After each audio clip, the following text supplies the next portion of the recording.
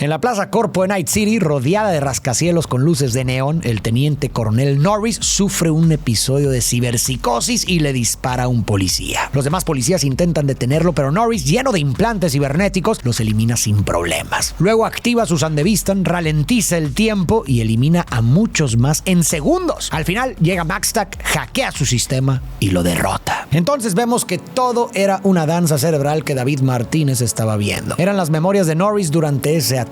En ese momento, Doc contacta a David y le dice que consiguió esa danza de Jimmy Kurosaki, un editor maestro, aunque no de forma legal. David dice que su cerebro quedó zumbando y Doc le explica que es normal después de estar en la mente de un ciberpsicópata. A la mañana siguiente, David mira su uniforme escolar empapado en la lavadora que se volvió a descomponer. En la sala despierta a su mamá, que otra vez se quedó dormida en el sofá tras su turno de noche como técnica de emergencias. Ella le pregunta sobre el dinero que necesitaba para una actualización de la escuela. David le dice que Doc lo ayudará, pero ella no quiere que use actualizaciones no aprobadas. Le insiste en que compre la oficial diciendo que ella puede pagarla, pero David le contesta que ni siquiera pueden arreglar la lavadora. Ella le pide que prometa que usará la actualización oficial y él acepta. De pronto, un noticiero interrumpe informando la muerte de Norris y menciona que su implante militar desapareció. David se emociona al ver que su mamá estuvo en la escena, pero ella se siente incómoda. Apaga la televisión y lo manda a la escuela. Gloria llama a alguien llamado Maine, aunque no sabemos de qué hablan. David sale de casa sin uniforme porque no pudo lavarlo. Camina por las calles abarrotadas y deterioradas y por un momento cree ver a una chica de cabello blanco, pero desaparece enseguida y él sigue caminando. David llega por fin a la Academia Arasaka y su maestro Ia lo regaña de inmediato por no llevar uniforme. Empieza la clase y los alumnos se colocan los dispositivos para entrar al mundo virtual. Katsuo Tanaka, un alumno rico, se burla de David por usar un modelo viejo y dice que no funcionará con la nueva actualización. David le responde que ya lo adaptó, pero cuando la maestra pide que entren al cuarto verde a meditar, el software ilegal de David daña el sistema. Llaman a Gloria y David a la oficina del director. Para Gloria es muy vergonzoso. El director cuestiona su situación económica y regaña a David por su mal comportamiento, diciendo que no se lleva bien con sus compañeros y que tal vez sería mejor que dejara la escuela. Gloria defiende a David y promete pagar los daños. De regreso a casa, Gloria está molesta. Ahora deben mucho más dinero de lo que costaba la actualización original. Discutiendo, David le dice que tal vez deje la escuela para trabajar, porque ahí los pobres no son tomados en serio y no importa cuánto estudie, nunca será como los demás, ni quiere serlo. Gloria se siente destrozada porque cree que David es muy inteligente y trabaja duro para que él tenga un futuro mejor. Ahora que él quiere dejar la escuela, siente que todo su esfuerzo no sirve de nada. David se siente algo culpable. Gloria le dice que sabe cómo lo tratan, a ella también la tratan igual, pero por eso quiere que él les demuestre que están equivocados y logre entrar a la élite. Muy bien, desde el principio esta serie nos da mucho de qué hablar. Que David no pudiera pagar la actualización necesaria para seguir en la escuela y que al intentar ponerse al día tuviera que conseguirla de forma ilegal es un punto en el que quiero detenerme porque me hizo pensar en el tema del educacionismo, que es la creencia muy extendida de que la educación es la respuesta a todos los problemas sociales y económicos y que es a través de ella como se puede lograr una verdadera movilidad entre clases sociales. Muchos papás y mamás como Gloria creen que la mejor forma de asegurarle un futuro a sus hijos es dándoles una buena educación. Se parten el lomo trabajando para poder pagar una escuela privada, convencidos de que si sus hijos estudian en el mejor lugar tendrán más oportunidades, un buen trabajo y una vida exitosa. Y sí, definitivamente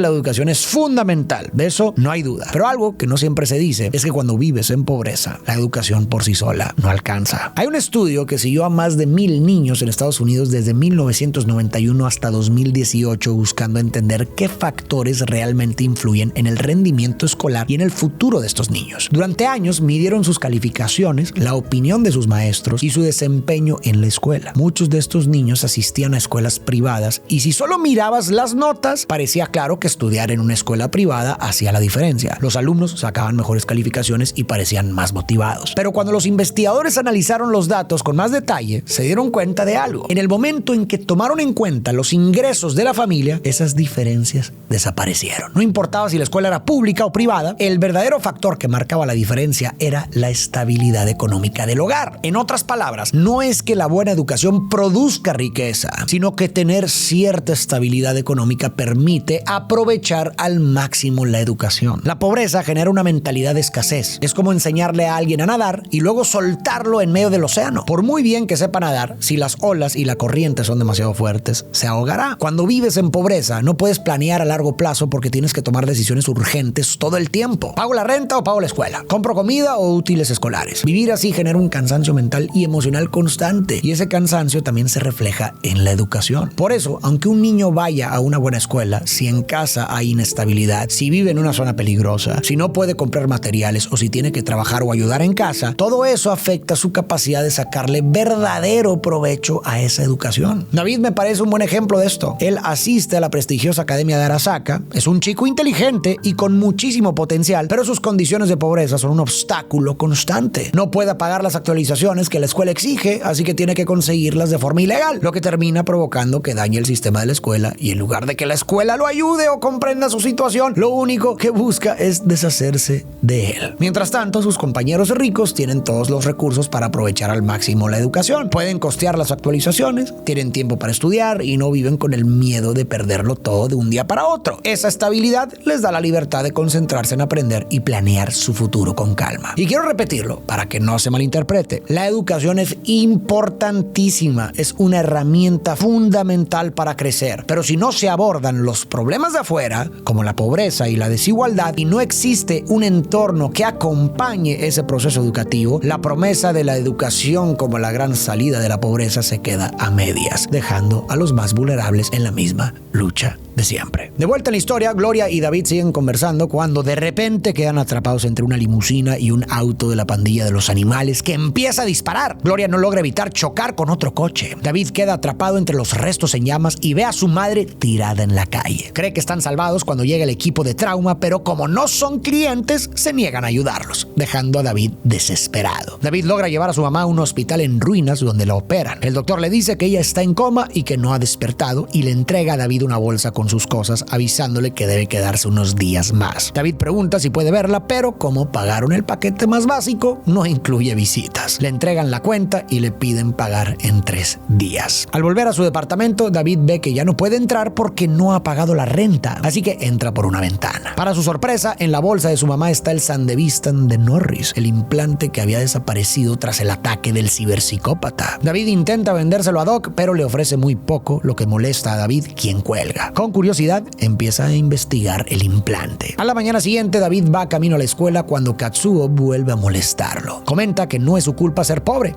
que un pobre puede estudiar si paga, y sugiere que la mamá de David se prostituye para pagarle la escuela. David lo calla, pero Katsuo lo golpea con sus brazos cibernéticos y un chip de artes marciales, dejando a David tirado en un callejón sin poder defenderse. En ese momento, el doctor llama para avisarle que su mamá ha muerto. Antes de continuar con el video, quiero hacerle una pequeña mención a CyberGhost, el patrocinador del video de hoy, y un VPN que tiene más de 20,000 excelentes reseñas en Trustpilot, lo que nos indica que es uno de los mejores VPNs que existen. Un VPN es esencial para proteger tu privacidad digital. Cada vez que navegas por internet hay muchas miradas siguiéndote y ni siquiera el modo incógnito te protege por completo. Pero aquí es donde entra en acción CyberGhost VPN. Solo necesitas seleccionar una de sus más de 100 ubicaciones antes de navegar para cifrar y redirigir todo tu tráfico a través de sus servidores seguros. De esta manera nadie podrá ver tu actividad en línea. Y esa misma capacidad de cambiar de ubicación la puedes usar para desbloquear contenido y juegos restringidos geográficamente en más de 40 plataformas de streaming. Puedes cambiar tu ubicación virtual a Estados Unidos y acceder hasta un 50% más de contenido en Netflix, Amazon Prime, Disney Plus y muchas más. Funciona en Windows, macOS, Android y iOS y te permite proteger hasta 7 dispositivos simultáneamente, perfecto para compartir con amigos y familiares. Además, conseguir lo equivalente a un 83% de descuento si lo descargas desde el link que te dejé en la descripción. Y CyberGhost está tan seguro de ser un buen servicio que te dan una garantía de reembolso de 45 días sin preguntas ni peros. Y si te registras a través de nuestro enlace en la descripción, también nos estarás ayudando a seguir creando más contenido como este. Y ahora, volvamos al video.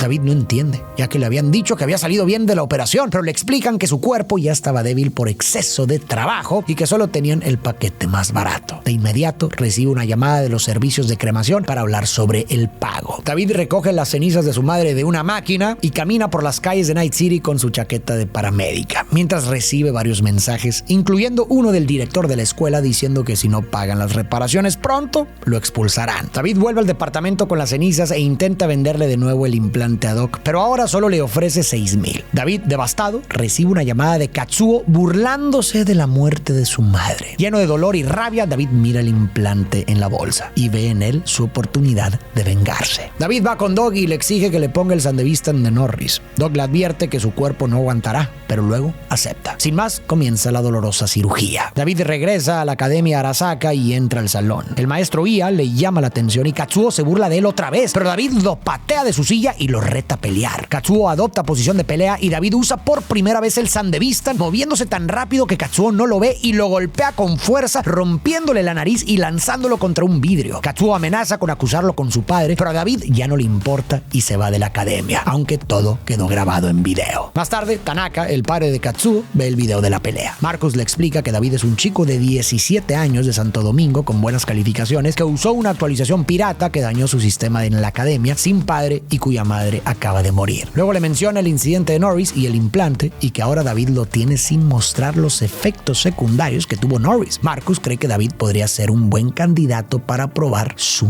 producto. Tanaka se interesa y ordena a Marcus encontrar a David y ofrecerle ayuda. Marcus pregunta por Katsuo, pero su padre le dice que la empresa es la prioridad y que Katsuo debe entenderlo. No podemos analizar a David ni a los demás personajes de la serie sin entender antes el contexto social de Night City. Un monstruo disfrazado de luces de neón. Es una distopía tecnológica donde el avance de la tecnología no trajo bienestar, sino más desigualdad y precariedad para la mayoría. Es un mundo, sin exagerar, cruel. Especialmente si eres pobre. O te partes el lomo trabajando sin parar solo para medio sobrevivir, sabiendo que cualquier imprevisto puede arruinarlo todo, o te conviertes en esclavo de las grandes corporaciones que te usan y te desechan sin que les importes en lo más mínimo. Los servicios médicos te dejan morir si no tienes un seguro premium, y para la mayoría ni siquiera el básico es accesible. Vemos paramédicos que prefieren robarte antes que ayudarte, y cuando no logras sobrevivir, tus cenizas se entregan a tus seres queridos en una máquina expendedora, después de que un doctor sin el menor tacto les dice que no pudieron hacer mucho porque tenías el paquete más barato. Y luego, como si nada,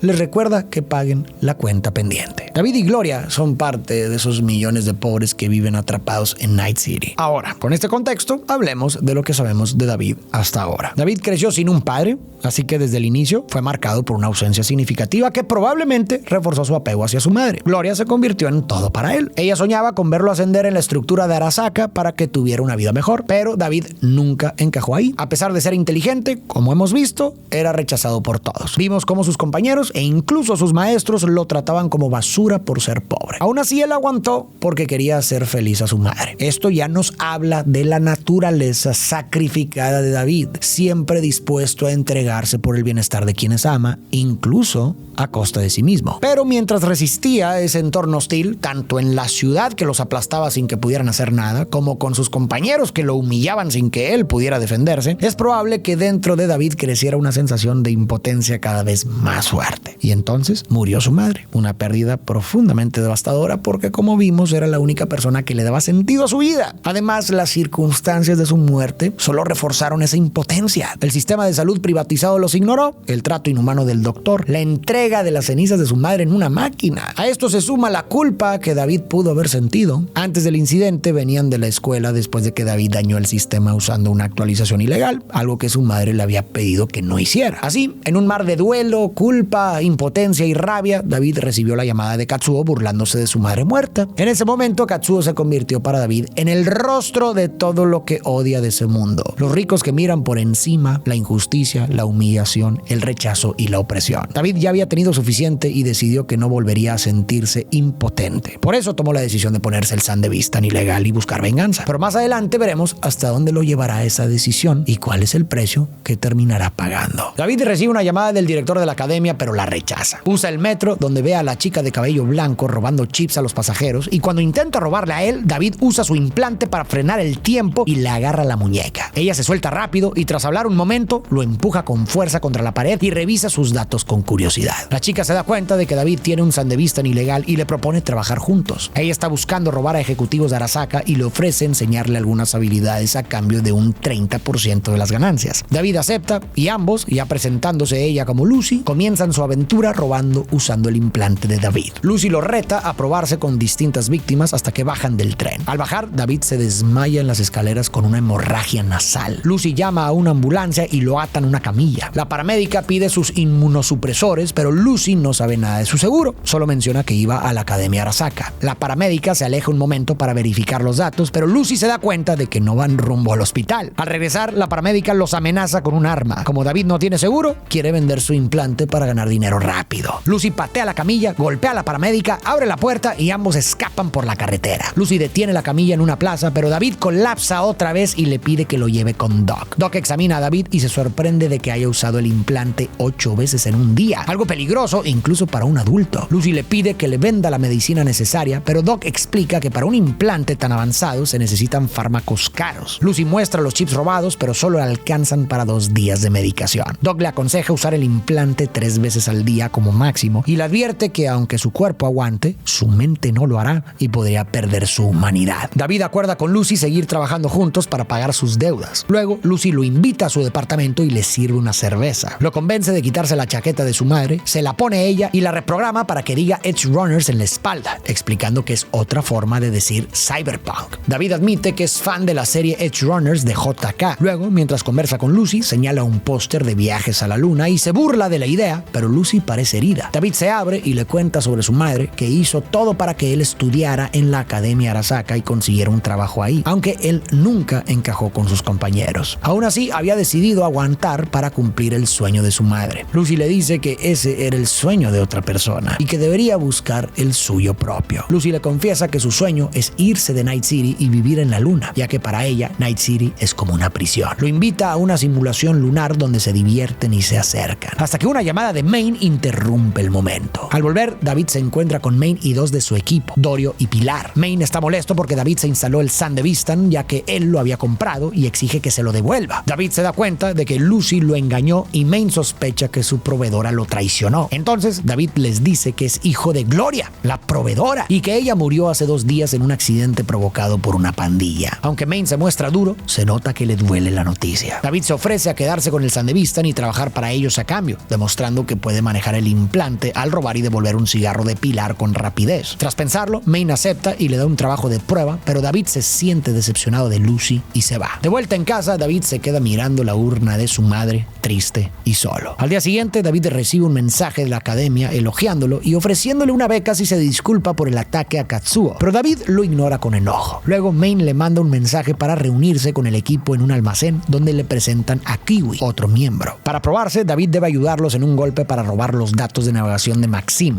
un chofer de Arasaka. Saben que Maxim apuesta en peleas de box y planean que pierda su apuesta para que vaya a emborracharse a un bar donde David debe quitarle las llaves sin que se dé cuenta para que el equipo robe los datos y luego devolverlas. Pero las cosas no salen bien. Maxim recibe una llamada de su jefe pidiéndole que regrese y Maine ordena a David que robe los datos de la limusina mientras Rebecca lo distrae. David y Lucy suben al auto para sacar los datos, pero Maxim aparece junto al coche. Maine ordena llevar el auto con Aldo y David pisa el acelerador para huir. Mientras tanto, Maxim pone una recompensa por el auto y pronto 2 garras de tigre comienzan a perseguirlos. Un embotellamiento casi los atrapa, pero David usa el Sandevistan para cambiar de carril y escapar. Uno de los garras de tigre muere en un choque y el grupo logra llegar con Aldo. Allí, el segundo garra de tigre los ataca y aunque Lucy logra herirlo, David cae al suelo y está a punto de ser destrozado. Maine llega a tiempo en su coche y elimina al atacante a tiros. Aunque el robo no salió como esperaban, lo celebran afuera de un bar. Maine y David se conocen mejor y Maine lo acepta en el equipo, aconsejándole que no confíe en nadie más que en sí mismo. Si el título de la serie es Cyberpunk, y así es como se denominan los protagonistas, vale la pena detenernos un momento a hablar sobre el término punk. Ver de dónde viene esta palabra y qué significa hoy nos ayuda a entender mejor a este grupo. Además, la historia de cómo se popularizó el término es bastante interesante. La palabra punk aparece desde la época de Shakespeare, pero en ese entonces era un término despectivo que se usaba para referirse a una prosti. El primer registro que se tiene de su uso es de antes de 1575 en una balada que decía que emborracharse era tan pecado como mantener a una punk. Incluso el propio Shakespeare la utilizó en Medida por Medida para insinuar que una mujer tenía una reputación dudosa. Con el tiempo, el término fue cambiando de significado. En el siglo XVII,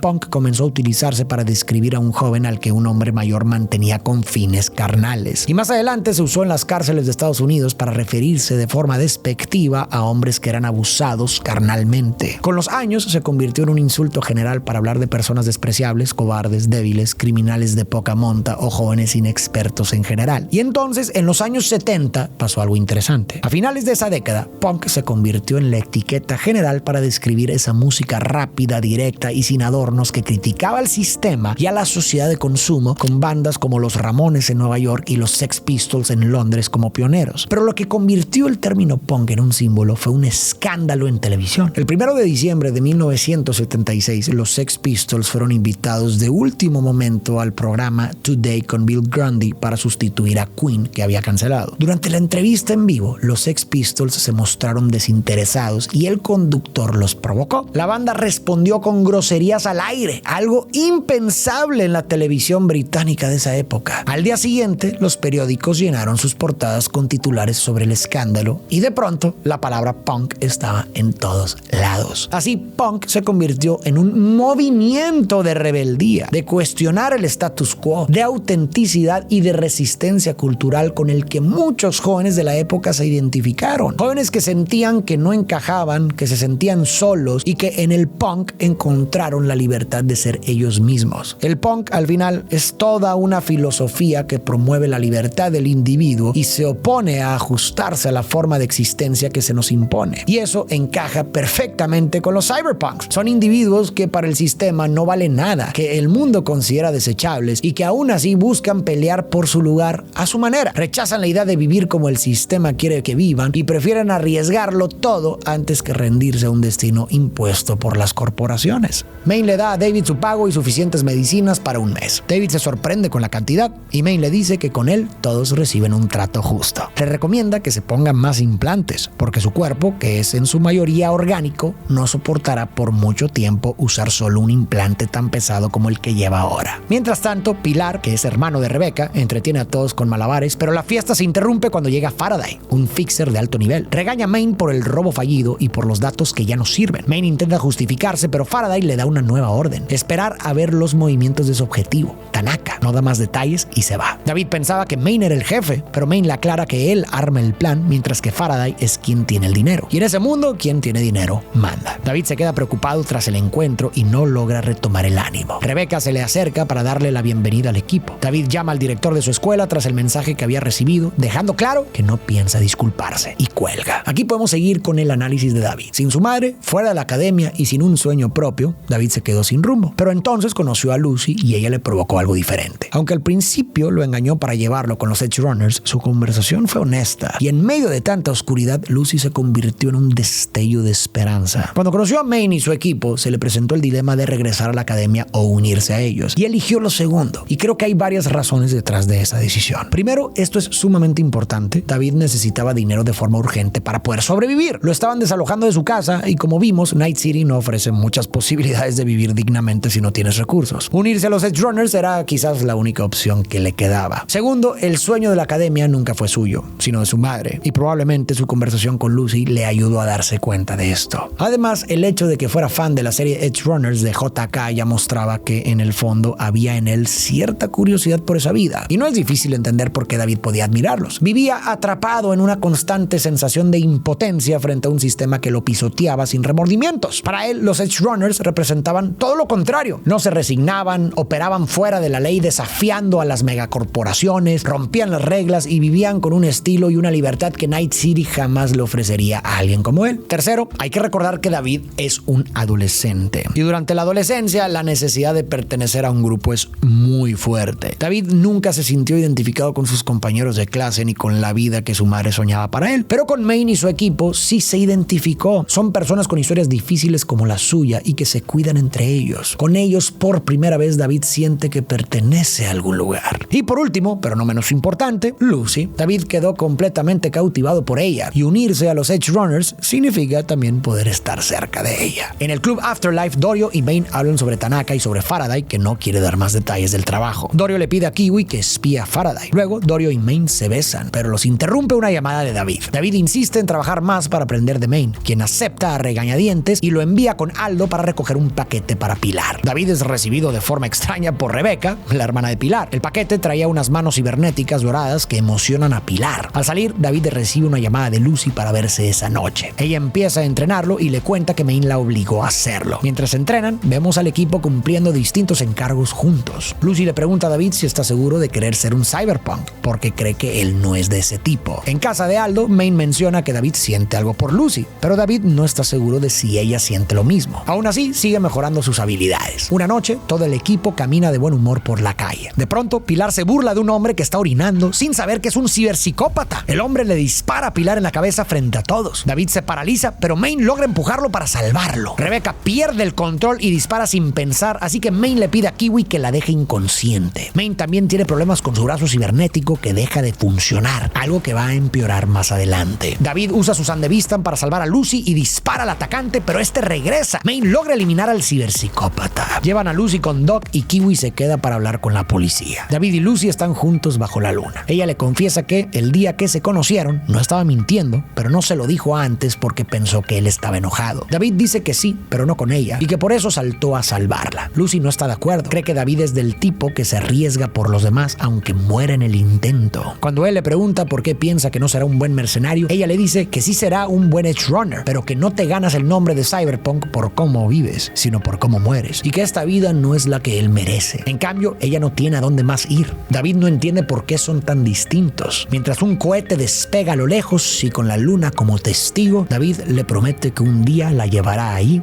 y se besan. Me encantó esta escena porque tiene un simbolismo muy bonito. Justo cuando un cohete despegó a lo lejos y la luna brillaba en el cielo, David le prometió a Lucy que un día la llevaría ahí y en ese momento se besaron. Era el escenario perfecto para mostrar cómo, igual que el cohete, su amor comenzó a despegar. Así como el cohete se elevó dejando atrás la Tierra, su relación empezó a levantarse, dejando atrás un mundo que los ha golpeado tantas veces. Y en ese instante, todo lo demás se detuvo. Lo único que importaba era esa promesa bajo la luna. Maine y David están en la base de los Edge Runners, aún afectados por la muerte de Pilar, cuyos restos están sobre la mesa, incluidos sus guantes dorados. Kiwi llega tras un escaneo de datos para investigar a Tanaka, pero sin mucha suerte. Maine se sorprende cuando Kiwi dice que David fue compañero del hijo de Tanaka. Kiwi también descubrió que Tanaka ha visto muchas neurodanzas de alguien llamado JK, mostrando mucho interés en él. David aclara que se trata de Jimmy Kurosaki, un director de neurodanzas muy popular, cuyas grabaciones son personalizadas, así que Tanaka tendría que ir en persona a ver a Jimmy. Con esto decide tenderle una trampa a Tanaka en su próxima visita al estudio de Kurosaki. Kiwi averigua que Jimmy tiene reservación en Embers, así que comienzan el plan. La primera parte es atrapar a Jimmy y convencerlo de ayudarlos. Intentan capturarlo en el estacionamiento, pero Jimmy usa un pulso electromagnético que deja fuera de combate a la mayoría. Jimmy captura a David y se lo lleva a su estudio mientras Lucy y Dorio lo siguen. En el estudio, Jimmy somete a David a una neurodanza brutal con los recuerdos de Norris, burlándose de que tarde o temprano enloquecerá como todos los que usan el Sandevistan, y dice que no puede esperar para grabar ese momento. David insiste en que eso no le pasará, pero Jimmy le dice que con un par de vueltas más por los recuerdos de Norris, su cerebro va a estallar. Jimmy vuelve a conectarlo a la neurodanza, pero Lucy y Dorio irrumpen en el lugar. Jimmy también tiene seguridad ahí, y dos drones armados atacan a las intrusas. Lucy logra liberar a David y empieza a hackear los drones mientras David los distrae. Finalmente, Jimmy se rinde, sorprendido por el nivel de hackeo de Lucy. Él acepta ayudar a los Edge Runners y seguir su plan. En un momento de calma, Jimmy se disculpa con David. David insiste en que no acabará como Norris, pero Jimmy le explica que Norris era un soldado que vivía para el cromo y aún así no lo soportó, preguntándole qué cree que lo hace diferente. David responde que siente que el Sandevistan es parte de él, como si siempre hubiera estado ahí. Jimmy le dice que ha visto a muchos que creían poder soportar el metal, pero terminaron volviéndose ciberpsicópatas, acabando como material para su serie de Edge Runners. Ahora, la segunda parte del plan parece sencilla: atraer a Tanaka al estudio con la promesa de una neurodanza especial. Tanaka llega, a pesar de que su hijo está a punto de salir del hospital. Sospechando, sigue a Kurosaki y pronto queda rodeado por los Edge Runners. Tanaka se niega a cooperar y se desata una pelea. El arma de Maine vuelve a fallar y Tanaka lo golpea varias veces, pero David se interpone, permitiendo que Maine derribe a Tanaka de un golpe. Tanaka reconoce a David antes de caer, pero al hacerlo dispara agujas desde sus manos. Una de ellas alcanza a Jimmy, eliminándolo. El equipo de Maine debe huir rápido, ya que el equipo de Trauma viene por Jimmy, quien tenía cobertura. Se llevan a Tanaka y se van. Maine ya muestra señales de ciberpsicosis ciberpsicosis y se enoja cuando Dorio le sugiere quitarse implantes. Insiste en que él conoce sus límites. Luego pregunta por los datos. Kiwi, en una bañera junto a Tanaka, golpeado y atado, intenta hackear mientras el equipo está estresado por conseguir la información. De pronto, Main se descontrola y deja inconsciente a Kiwi, aunque después no recuerda lo que hizo. Dorio y Falco lo detienen antes de que cause más daño. Desesperados, llaman a Lucy para que haga el hackeo, pero ella tiene miedo de conectarse. David le dice que no se sienta obligada, pero ella le responde que no tienen opción. Arasaka siempre está mirando, solo necesita escuchar de él que puede hacerlo. David le dice que confía en ella y Lucy acepta, con la condición de que él se quede a su lado. Mientras tanto, Main sufre otro episodio, pero Dorio logra calmarlo. Faraday llama y aumenta la presión. Lucy y David comienzan el hackeo, pero Tanaka despierta antes de que David pueda sedarlo de nuevo. Tanaka le suplica que pare, diciendo que Arasaka irá por ellos y que él ayudó a que David volviera a la academia porque lo consideran valioso. Tanaka le dice que está siendo usado, que se está ensuciando las manos por las corporaciones y que contacte a Arasaka. David se niega a traicionar a su equipo. Lucy logra acceder a los datos, pero también encuentra información sobre David. Main y Dorio se asustan al ver que Tanaka despertó. Main le quita el sedante a David, pero Tanaka muere por una descarga eléctrica. Logran revivir a Tanaka y sacar a Lucy. Main y David discuten, pero se interrumpen cuando Dorio avisa que el inhibidor del equipo de trauma falló. Se preparan para huir. David usa el Sandevistan para llevar a Lucy al auto, donde ella despierta y le dice que Tanaka no tenía datos, pero David nota que Lucy está asustada. Mientras tanto, Main y Dorio quedan atrapados entre la policía y el equipo de trauma, convencidos de que Tanaka sigue siendo importante. David quiere ir a ayudarlos, pero Lucy lo detiene, advirtiendo que si lo hace, morirán. Entonces David se da cuenta de que Lucy mintió por miedo a lo que descubrió sobre los datos de Tanaka y decide regresar para ayudar al equipo. La ciberpsicosis de Main empeora. Dorio intenta ayudarlo, pero un policía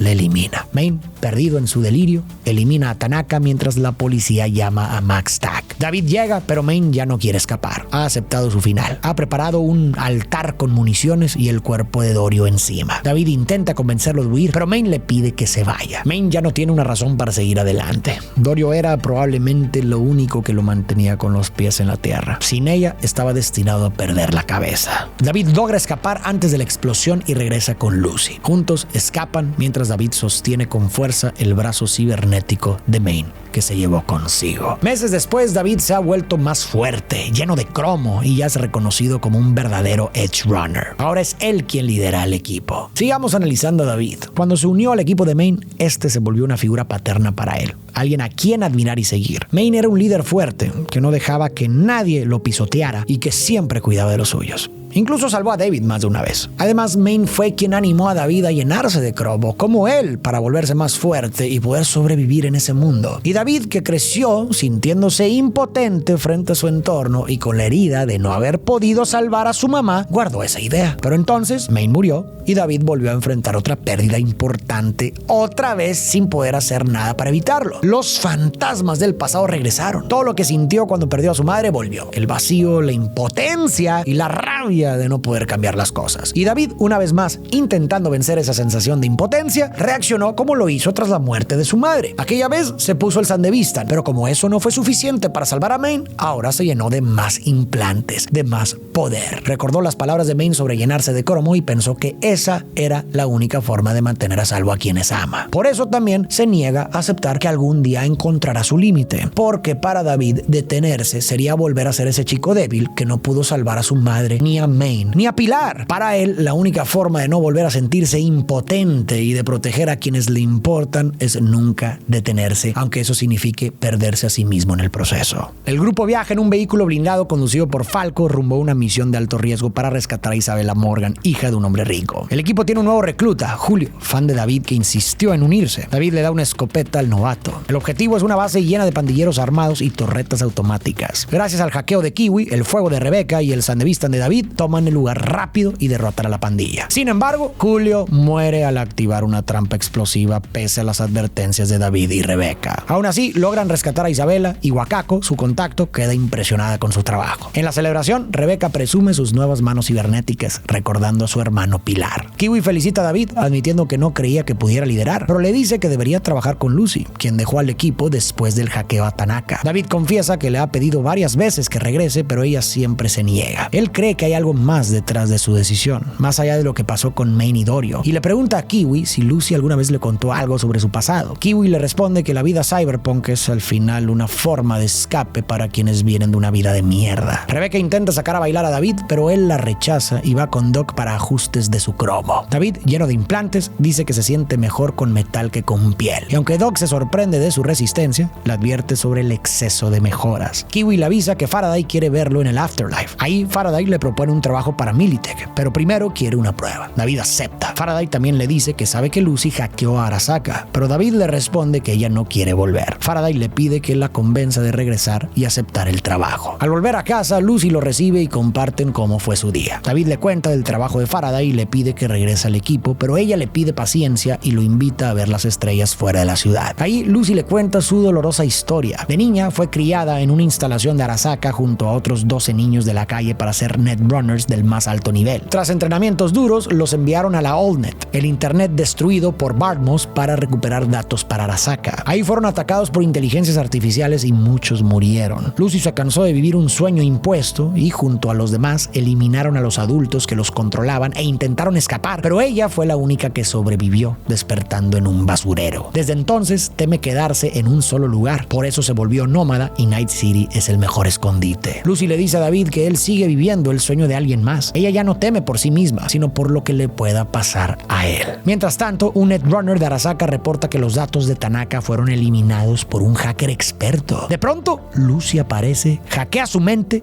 y lo elimina. Este es un buen momento para empezar a analizar a Lucy. Como vimos, ella fue una niña de la calle que terminó siendo criada en una instalación de Arasaka donde la corporación la controlaba y la trataba casi como una esclava. Cuando intentó escapar, todos los niños con los que creció murieron excepto ella. Lucy sabe que eso la convirtió en un objetivo de Arasaka y por eso ha vivido con el miedo constante de que algún día la encuentren. Este miedo, en parte, es lo que la motiva a soñar con irse a la luna. Pero no es solo eso. Después de una vida llena de opresión y control, Lucy quiere sentirse libre, quiere vivir una vida auténtica, una vida elegida por ella y no por otros. Y sabe que en Night City eso es imposible. Por eso la luna se convirtió en ese sueño de libertad. Todo esto también nos ayuda a entender por qué, aunque forma parte de la banda de Main, Lucy ha mantenido cierta distancia emocional con los demás. Por un lado, su experiencia en Arasaka le enseñó que no puede confiar fácilmente en nadie, porque siempre existe la posibilidad de que te traicionen cuando dejes de ser útil. Y por otro lado, ella tiene claro su objetivo de huir y sabe que si se acerca demasiado a alguien, esos lazos podrían retenerla. Pero en medio de todo esto, apareció David y las cosas empezaron a cambiar. David le generó una sensación diferente. El día que se conocieron, él se mostró vulnerable con ella, contándole sobre su madre y cómo estaba viviendo un sueño que no era suyo. Esto resonó en Lucy porque ella también creció sintiéndose atrapada en un destino impuesto por otros. Por eso le dijo a David que debía buscar su propio sueño, como si le hablara a alguien que había pasado por lo mismo que ella, y ese momento abrió la puerta para que Lucy también pudiera mostrarse vulnerable y contarle su propio sueño. Y cuando dos personas se atreven a abrirse y aún así se sienten aceptadas, se crea una intimidad emocional. Y esta conexión terminaría de florecer cuando estuvieron frente a la luna y se besaron, porque ahí, después de que Lucy le había compartido su sueño más íntimo, David le prometió que un día la llevaría hasta allá. Eso fue muchísimo para Lucy porque ya había visto que David es alguien que se entrega por completo a los demás, que se sacrifica por las personas que quiere. Y Lucy sabe que cuando David promete algo así, lo dice de verdad. Entonces, en ese momento sintió que podía confiar en él y que su amor era sincero. Por eso, ahí, bajo la luna,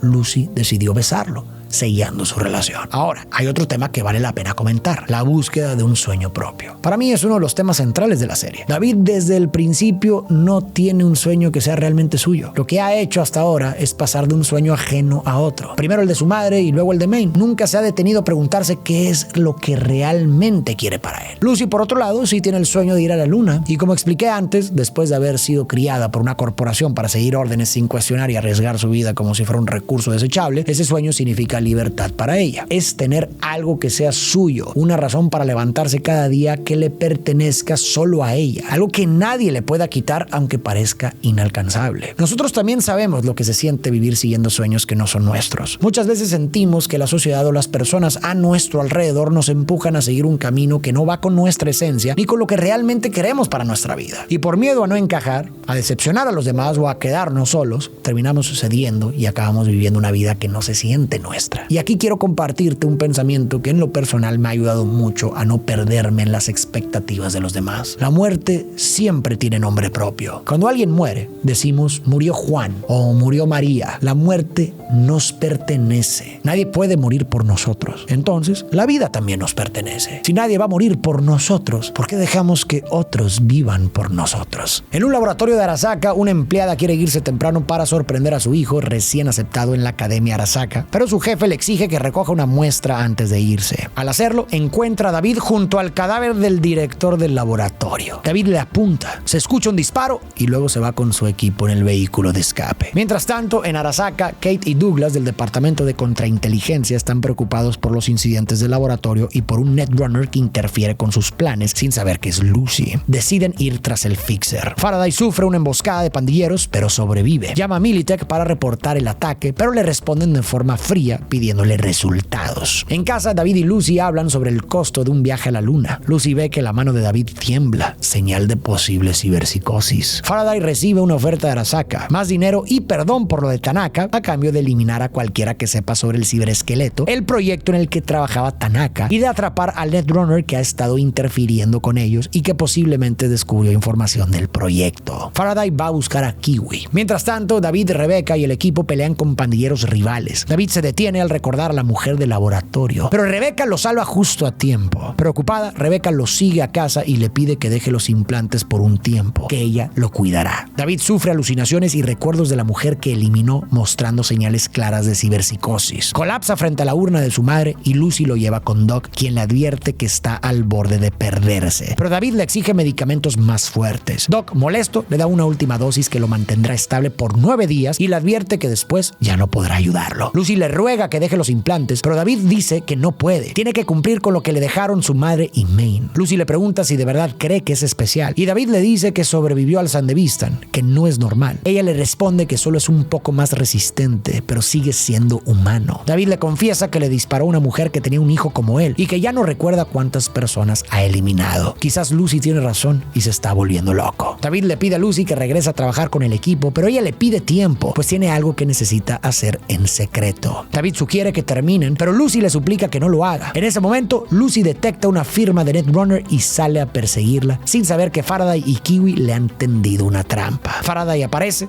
la deja inconsciente y la capturan. Ahora hablemos de la ciberpsicosis y tratemos de entender cómo funciona y por qué algunas personas logran aguantar sin perder la cordura, al menos por un tiempo. En el universo de Cyberpunk, cada vez que alguien se pone un implante, pierde un poco de su humanidad. Poco a poco se va apagando su empatía, su capacidad de conectar con los demás y su sentido de identidad, hasta llegar al punto en que ya no puede distinguir lo real de lo artificial ni controlar sus propios impulsos. A eso se le llama ciberpsicosis. Pero no se trata simplemente de cuántos implantes tienes, es mucho más complejo. En una publicación de Reddit, Mike Pondsmith, creador del juego en el que se basa esta serie, explicó que la ciberpsicosis también depende de la vulnerabilidad interna de cada persona. Es como el alcohol. Dos personas pueden beber la misma cantidad, pero una termina desmayada y la otra apenas se inmuta. Lo mismo pasa aquí. No todos los que se llenan de cromo se convierten automáticamente en sociópatas. Hay quienes son más resistentes y otros más frágiles, dependiendo de su historia, su estado mental y sus vínculos emocionales. En el juego, eso se representa con una estadística llamada humanidad, que mide qué tanto puedes seguir siendo empático y compasivo, qué tanto puedes seguir conectando con otros y cuánto estrés puedes soportar antes de quebrarte. Algunas personas tienen más margen que otras. Por eso hay quienes pueden ponerse muchos implantes sin perderse, mientras que otros con uno solo ya están al borde del colapso. El teniente Norris, por ejemplo, era un ex militar que probablemente ya cargaba con un trastorno de estrés postraumático. Alguien que viene de la guerra arrastrando años de violencia y trauma está mucho más cerca del abismo. El cromo fue solo el detonante. David, en cambio, empezó con varios factores que lo protegen. Tiene un gran corazón, es empático y está dispuesto a sacrificarse por quienes ama. Tuvo una madre amorosa y después de perderla encontró una nueva familia en el equipo de Maine. Hizo amigos, se enamoró de Lucy. Todo eso le dio razones para seguir adelante. Por eso durante un tiempo pudo soportar el peso de los implantes sin quebrarse, hasta que empezó a perderlo todo. Lo que, para mí, está rompiendo poco a poco a David no es el cromo, sino todo lo que ha ido perdiendo en el camino. Perdió a su madre, luego a Pilar, luego a Dorio y a Maine, y ahora, aunque no entiende bien por qué, siente a Lucy cada vez más distante. Poco a poco su familia elegida se ha ido desmoronando. Y David, que siempre ha estado definido por su necesidad de proteger a los suyos, empezó a quebrarse. Pero hay otro punto importante para entender mejor la ciberpsicosis. En uno de los documentos documentos del videojuego Cyberpunk 2077 hay un manifiesto titulado La verdad sobre la ciberpsicosis. Y lo que plantea es muy interesante. Según ese texto, la enfermedad surge del estilo de vida que la tecnología ha creado. En el mundo de Cyberpunk, la gente está rodeada de máquinas e inteligencias artificiales cada vez más frías. Sus seres queridos reemplazan partes del cuerpo por piezas de metal. Los ojos, los labios, los rostros, todo se convierte en una máscara. Y con eso, poco a poco, se pierde de vista lo que significa ser humano. La gente vive aislada y atrapada en sentimientos de alienación profunda. Se pierde la empatía, se apagan las conexiones y se empieza a confundir lo real con lo artificial, lo humano con lo sintético. Y en ese vacío emocional muchos se rompen. Entonces, la causa última de la enfermedad no es el cromo, sino la deshumanización sistemática. Si lo que protege a una persona de la ciberpsicosis es su empatía, su capacidad de amar y de conectar con los demás, entonces Night City, un lugar donde reinan el aislamiento, la desconfianza y la violencia, y donde los vínculos humanos se diluyen, es básicamente una fábrica de ciberpsicópatas. Los implantes en ese contexto solo aceleran la caída. La ciberpsicosis es el producto de una sociedad que se olvidó de cuidar, un sistema que te deja desamparado, te arranca a quienes amas y te deja sin sueños y luego te culpa por colapsar. Porque claro, para el poder es mejor echarle la culpa al cromo que asumir la responsabilidad de un entorno que empuja a las personas al borde todos los días. Tras capturar a Lucy, Kiwi le explica a Faraday que David llamó la atención por cómo se adaptó al Sandevistan, por eso Arasaka lo vigilaba. Tanaka quería que David regresara a la academia para ponerle el ciberesqueleto, un implante militar mucho más avanzado que el Sandevistan, y después hacerle pruebas. Lucy, para proteger a David, destruyó los datos, sacrificó a Main y Dorio y eliminó a cualquiera que intentara recuperarlos. Faraday planea usar a Lucy para negociar con Arasaka. Kiwi lo llama un oportunista asqueroso, pero Faraday le dice que en Night City solo se sobrevive uniéndose a las corporaciones. Le promete a Kiwi inmunidad y una buena comisión si lo ayuda. Faraday también revela que usará a David como moneda de cambio y tiene un plan armado. Llama a David para ofrecerle un trabajo arriesgado pero muy lucrativo, un atraco a un convoy de Arasaka. David se lo cuenta a su equipo y todos aceptan. Kiwi se une a ellos. Sin embargo, Rebecca, preocupada por el estado de David, quiere cancelar, pero David le pide que guarde en secreto sus problemas. En el desierto, el equipo observa de lejos el convoy de Arasaka. De pronto, otra pandilla embosca el convoy sin saber que forma parte del plan de Faraday. El equipo de David piensa que es parte del trato y atacan al convoy, dando inicio a una persecución llena de explosiones. Sin embargo, el camión de carga es impenetrable. David usa su Sandevistan para atacar, pero se da cuenta de que el vehículo no tiene conductor, va en piloto automático. Todo era parte del plan de Faraday para probar si David puede manejar el ciberesqueleto. David logra volcar el camión y lo abren, encontrando dentro el ciberesqueleto. Kiwi explica que Arasaka cree que este prototipo le dará ventaja comercial sobre Militech y por eso su desarrollo se mantenía en secreto con Tanaka. En ese momento son emboscados por fuerzas de élite de Militech. Afuera, Kiwi deja inconsciente a Falco y avisa a Faraday que cumplió con su parte y se va, acordando verse en otro lugar. Lucy despierta, se libera, golpea a Faraday y logra llamar a David para advertirle que el ciberesqueleto es una trampa y que huya, porque no lo quieren a él, sino al prototipo. Pero Faraday la derriba antes de que pueda decir más. David se llena de rabia. Faraday le dice que la única forma de sobrevivir al ataque de Militech es usando el ciberesqueleto. Mientras grita que lo eliminará, David completa la instalación. Falco se recupera y les cuenta que Kiwi los traicionó y los llevó directo a la trampa. Con el ciberesqueleto y su Sandevistan, David se lanza contra la oleada de Militech, convirtiéndose en una fuerza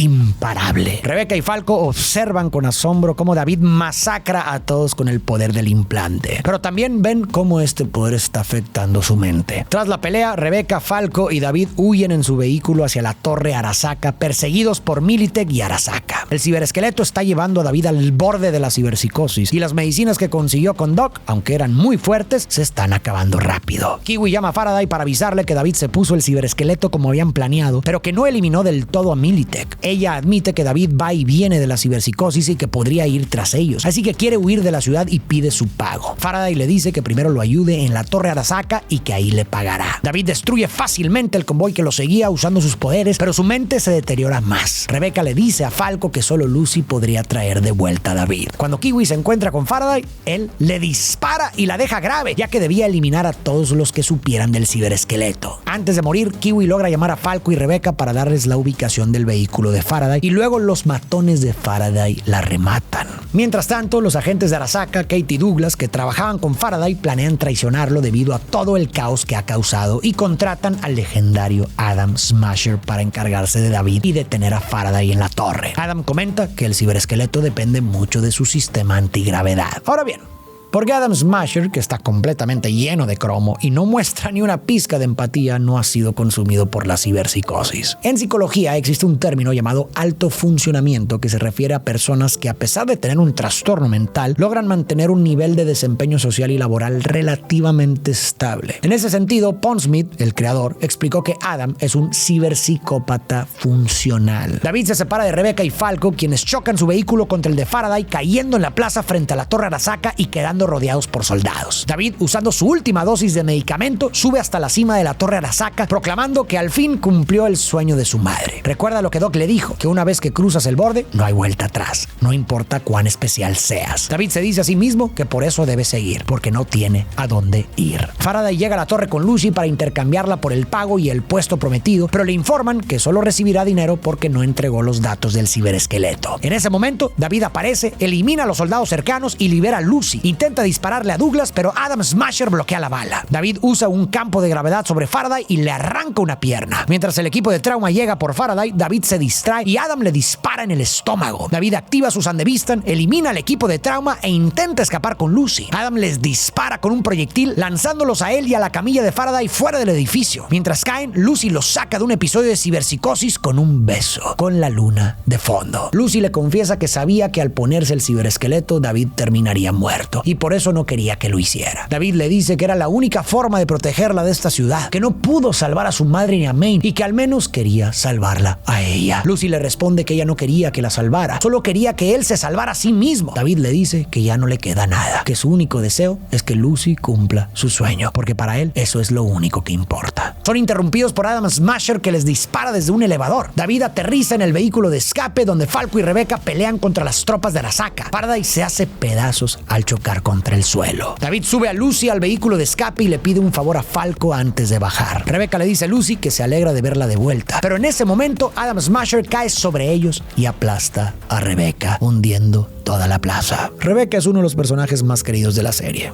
Vamos a tratar de entender por qué. De entrada, es alguien que brilla entre tanto caos y desesperanza. En una ciudad donde todo parece estar diseñado para aplastar, ella es una chispa que se niega a apagarse. A pesar de todo lo que ha vivido, Rebecca siempre mantiene una energía positiva. Es esa amiga que llega como un huracán, que no se guarda nada, que dice lo que piensa sin filtros ni vergüenza y que te hace reír incluso cuando todo se está yendo al carajo. Es impulsiva, pero también es auténtica. No pretende ser nadie más. ¿Te recuerda a alguna de tus amigas? Pero más allá de lo escandalosa o explosiva que pueda parecer, Rebecca tiene un corazón enorme. Y quizás eso es lo que más ha conmovido a los fans. Cuando a alguien le importa, se entrega de verdad. Es leal, está presente y se preocupa de forma genuina por el bienestar del otro. Con David, por ejemplo, estaba claramente enamorada. Y sin embargo, cuando se dio cuenta de que su amor no era correspondido, no se alejó, no lo manipuló, no intentó sabotear su relación con Lucy ni le hizo la vida difícil. Lo aceptó, respetó lo que él sentía y se quedó a su lado, cuidándolo, tratando de que estuviera bien. Hizo algo muy poco común en cualquier historia. Rebecca fue una amiga de verdad y murió siendo justo eso, intentando salvar a David, aun cuando él ya estaba perdido en su propio abismo. Murió peleando por alguien más, murió siendo ella, y su muerte añade otra capa a lo injusto que es todo en Edge Runners. Rebecca fue una luz breve, intensa, rebelde y profundamente humana, y quizás por eso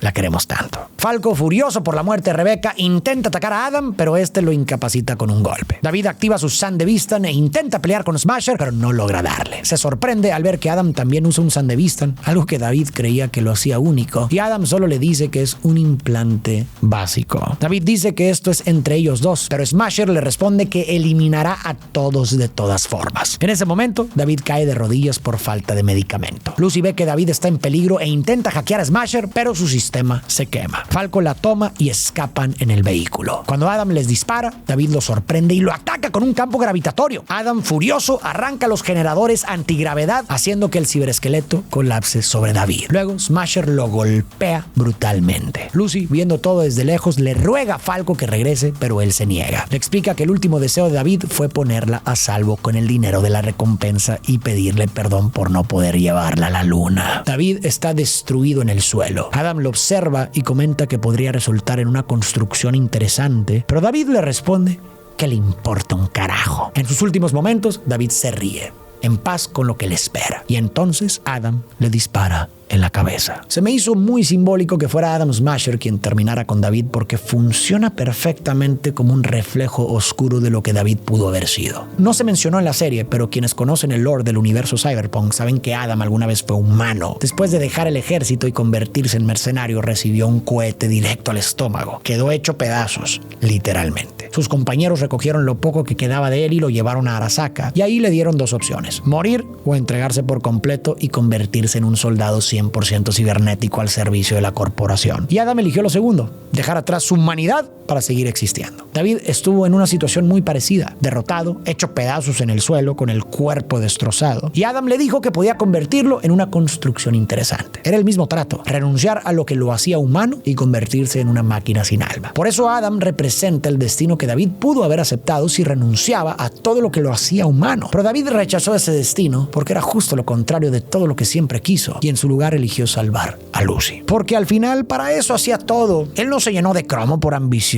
ni por fama. Se llenó de cromo porque no quería volver a perder a nadie más. Siempre fue por los demás, no por él. Estaba dispuesto a sacrificarse con tal de no fallarle a las personas que amaba, aunque eso significara perderse a sí mismo en el proceso. Tal vez no pudo salvar a su madre, ni a Pilar, ni a Dorio, ni a Maine, ni siquiera a Rebecca, pero sí pudo salvar a Lucy. Y para él, solo eso hizo que todo valiera la pena. Adam se salvó a sí mismo y lo perdió todo. David se perdió a sí mismo para salvar al amor de su vida y permitirle cumplir su sueño. Y ese, al final, fue el verdadero sueño de David. Tiempo después, Lucy viaja a la luna con la mirada triste. Al llegar, visita el lugar que ella y David vieron en su neurodanza. Allí tiene una visión de David emocionado por el sol, como en la neurodanza. Lucy sonríe. Luego se le nota el dolor al verlo desaparecer. Con ojeras por el duelo, cierra los ojos, sonríe con tristeza, se gira hacia el sol y deja que la abrace su calor. La historia de David y Lucy es una tragedia por cómo terminó y por todo lo que pudo haber sido y no fue. Se amaban,